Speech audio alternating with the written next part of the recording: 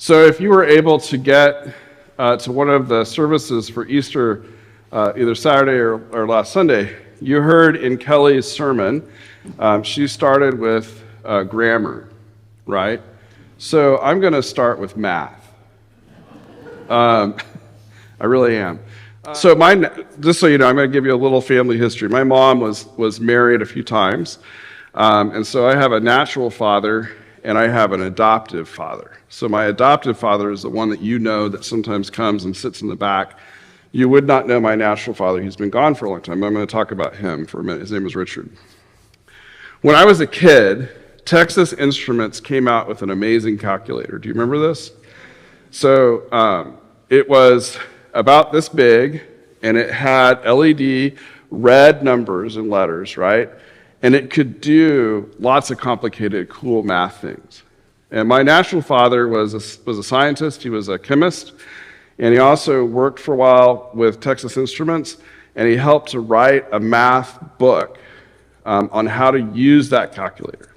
And he had some other experiences that he did. So he had one, and when I was over doing some time with him, with my brothers, he had it, and one of my friends had one, and I thought it was the coolest thing because you could spell words with it if you turned it upside down. And I went to him and I said, "Oh, can you get me one of those? Dad, can you get me one of those?" I was about 7 or 8. He says, "Look, you could do this thing. You could spell hell with it. And you can spell hello, and there's a few other words not appropriate for a sermon that you can spell and you can turn it upside down." I thought that was the coolest thing, and he kind of looked at me and he said, "Yeah, I'll get you one, but you got to do a few things first." And he went back into his room, brought something back out. He brought me an abacus. You know what an abacus is? You slide stuff over. He said, "First thing you got to do," he says, "you're going to have to take this, you're going to have to show me that you've learned how to use it. And show me how you can do some addition and subtraction. You can do a little bit of some other functions with it. So I want you to show me how you can do it. And then I'm going to have a few other things, and then eventually you'll get the calculator." I was like, "No problem, that looks cool." So I took it home. You know, it took me a long time to figure it out. Eventually I kind of figured out how to show him all the stuff and brought it back, and he said, "That's awesome." I said, "Okay, the next thing," he says, "you're working on your multiplication and division in school." I think I was in second grade, first or second grade. I said, "Yeah, I am." And he says, "How's it going?" I said, "Not good." So it's hard to do it. He says, "Okay," he says, "next thing you got to do is you got to show me that you can do your multiplication tables up to 20. So in school, we just have to learn up to 10. And you got to show me division too." And he says, "I want you to be able to show me you can do it from memory." He says, "And you're getting closer to the calculator." So I went home and started working on it. My mom got me some flashcards. I made some. I figured it out, and I started memorizing how to do math. Right? Do you see what my dad was doing? He was actually doing me a big favor in my life. And I got to where I could do all my multiplication tables in my head, and I could show him. And so I went back and showed him, and then I had division kind of figured out because it's just the reverse, and it takes a little effort to figure it out. And then he put a slide rule in my hand. Do you guys know what that is? I still have it, and I tried to find it for the sermon, but I think where it is hard for us to get to. It's in a storage unit. But I still have the slide rule he gave me, and which nobody knows how to use slide rules, but he did. And he said, "Okay, I'm going to show you some things." And he gave me a little book. And he said, "You got to figure out how to do a few of these things." I hadn't had any real math yet, like algebra, geometry, that kind of stuff. None of that kind of stuff. So I had to figure out how to show him how you could get to pi on the slide rule. And then I had to show him how I could do multiplication on the slide rule. And then he wanted me to show me how I could figure out the trigonometry of angles on the slide rule.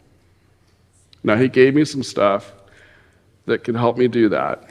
I was clueless. I have older brothers, so they said, "Garb will help you." They were taking those classes. So I went home, and I was figuring out how to use a slide rule. And I took it to school and asked my teacher, and I remember she was like, "I've seen one of those, but I don't know what it is." And she wasn't an engineer, and so she'd have no reason to know. And so I kind of figured out how to do some stuff, and I took it all back, and I figured it out. And then he eventually said, "Yeah, you can have the calculator I have," and he gave it to me. And then, of course, what did I do with it the first thing?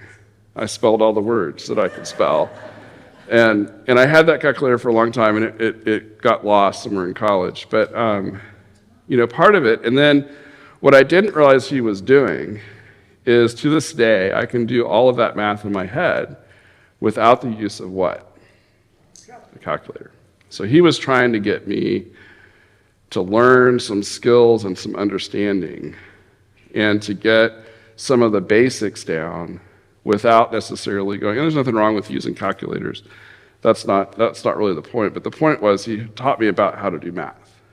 Does that make sense? And you may not know this about me. That's something I'm good at, which isn't always helpful as a priest. And I could do algebra and different things like that. And that's stuff that it was a gift that he gave to me in my life. I was thinking about that because what he did is he got me to do what? Build a block on a block on a block of knowledge that led to, an ability to do lots of things, which is really what all kinds of education is like, right? So we go, when we're learning English, we learn basic things like verb and noun, and then you get adjective and adverb, and you get really fancy things like Kelly talked about that I still don't understand in my life, that she talked about last week. And eventually you can put together complicated sentences, and then you can put together, free-flowing paragraphs, and eventually you get to understand how to write an essay, and then you get to college, and they teach you, introduction. Remember these things? Introduction, main point, 3 subordinate clauses that support the main point with paragraphs underneath it, and then a conclusion, and then you learn this method of writing well, and then you might even learn some things about logic and making sure things flow, and you can talk about all these building blocks, right? And so you don't start in your journey in something like that. You don't start with that, right? You start with some of the basics. I think that I'm going to get this to relate to the gospel in a minute, trust me.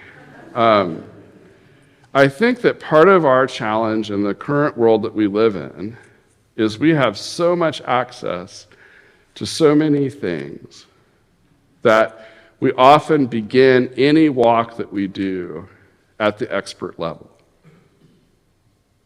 Do you understand what I'm saying?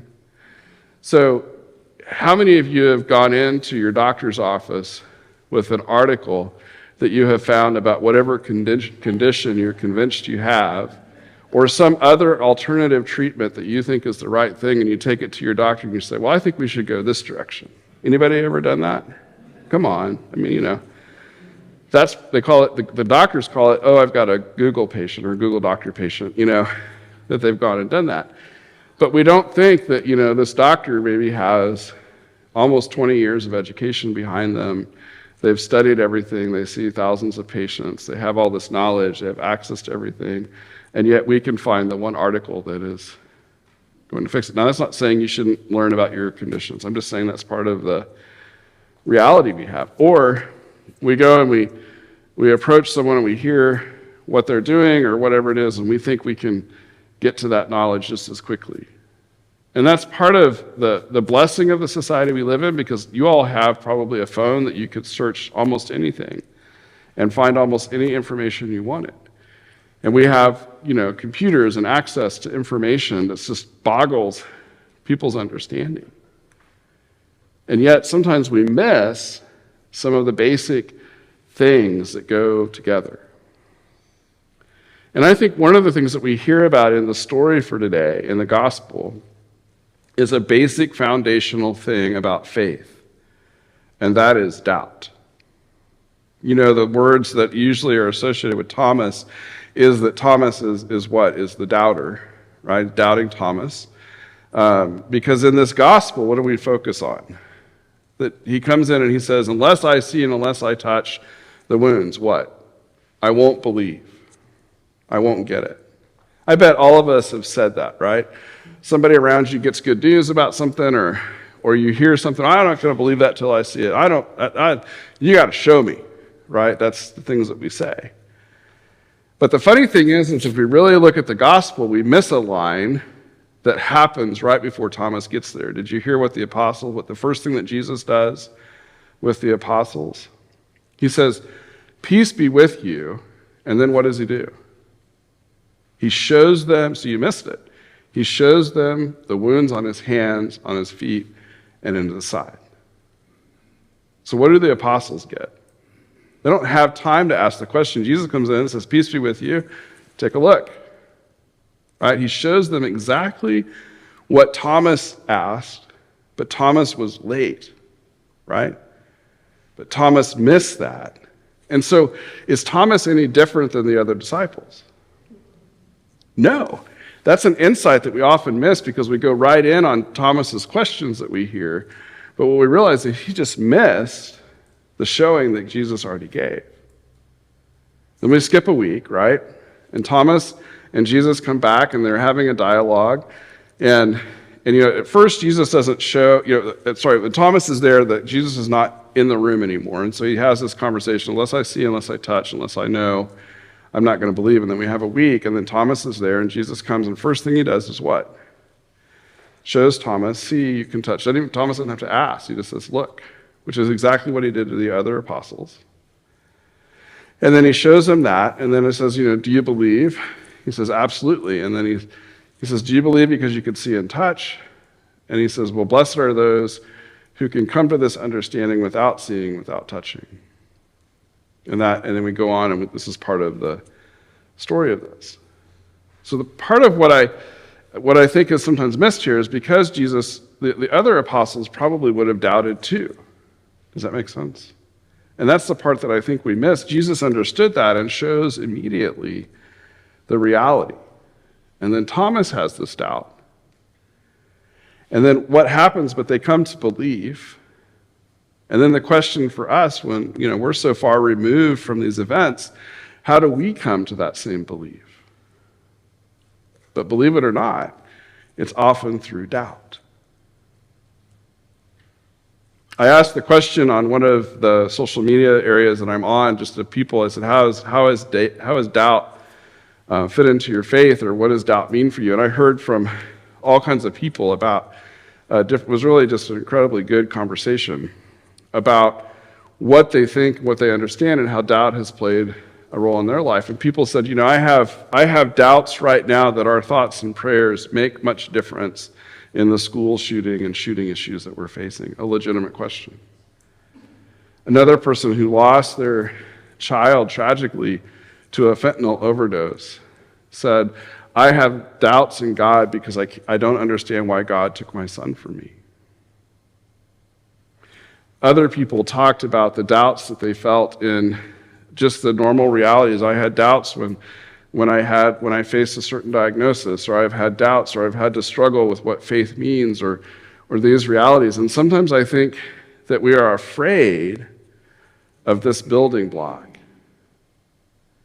And the other reality is people sometimes want a quick and easy answer to the question of doubt. When we're facing these really tough, hard questions. I think our faith, right? I think our faith, when it's tested in our life, when these hard questions come to us, that is when we start to discover truer faith. We go a little deeper. Think about what was going on with the apostles. Think about where they might have been emotionally when they meet Jesus in these appearances. Not long before this, Jesus' teaching is happening throughout the countryside.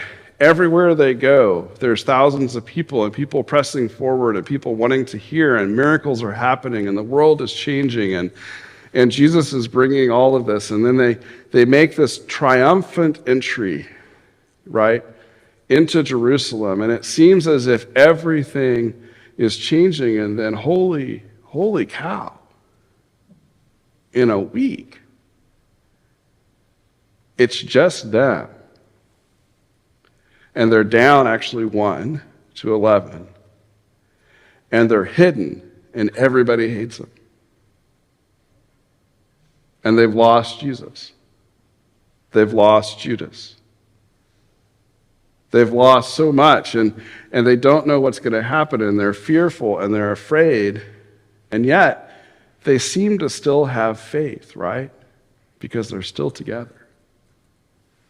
Peter's still there, even though he doubted. I mean, you can go through the list of the failures that you could perceive, and yet they're still in the room, and they're still there, and they're in the moment of the breaking of the bread, right? We kind of miss that. They're breaking the bread essentially together. And it's when what happens but Jesus comes and shows himself. So it's in that doubt, in that loss, in that brokenness, that their faith is still there and real. How do we get our faith to be more central to us? I think part of it is we have to not be afraid of some of these tougher questions that we face. And part of it is we sometimes have to come back to the basics, right? It's things like knowing how to pray, being able to go to God's word and at least read some. It's being in community. It's participating in a faith community like St. Thomas. It's asking the questions. It's reaching out to others around us. These are some of the basic building blocks, right, of our faith. Our liturgy professor, Bill Adam, always used to talk about how Episcopalians, or people who attend a church like an Episcopal church, are marinated in the faith. Do you know that term? Because you come week after week, right? You hear the prayers, you read the Nicene Creed, you say the Eucharistic prayers, you say the Lord's Prayer, you sing these beautiful hymns, you hear this and you do it weekly. You hear the scriptures and you keep coming and you keep coming, and over time, what does it do? But it sort of seeps in. And it changes us. Things done and left undone. Things said, and I can go through different phrases that I find in the liturgy that sometimes sort of come up in our life. Be still and know that I am God. I can go through, my own life and think of times when the very realities start to come up. Respect the dignity of every human being. Be in community with others, continue in the apostles' teaching and the fellowship. I can go through these different phrases that sort of become interwoven in our being. And then when we face some of those questions or those realities, maybe we can find that faith even when we're really doubting and really questioning. I think part of that is what the beauty is of the story of Thomas in today and the story of the apostles. It's a real story, and Thomas, is Thomas. He's not doing anything other than just being authentically who God has made him to be. And yet I think for all of us, it opens that path, right? That in the midst of our doubt, in the midst of our questions, in the time when we're too late to the meeting or too late to the understanding, in the moments when it seems everybody else knows and we don't know anything, Jesus is going to what? Still meet us right where we are and help us to find our understanding. Like I said in the beginning of the sermon, I think my father at the time was just being a good teacher and trying to help me get to something more in my desire to do something with the calculator that was really useless and unneeded. It ended up giving me a foundation. Does that make sense? But how many times do we want to have our faith get us right to the exact right answer by turning it upside down and looking instead of doing some of that hard foundation work? So we've just come through the season of Lent when we do a lot of that self-reflection and study, and we commit to those things, and we're now in the season of Easter. So part of what I might challenge you is to think about what are some of the places that might need a little work in your own life. What are some of those realities? Where is it that there's more for you to do? And where is it that you have that doubt and that faith at the same time? Amen.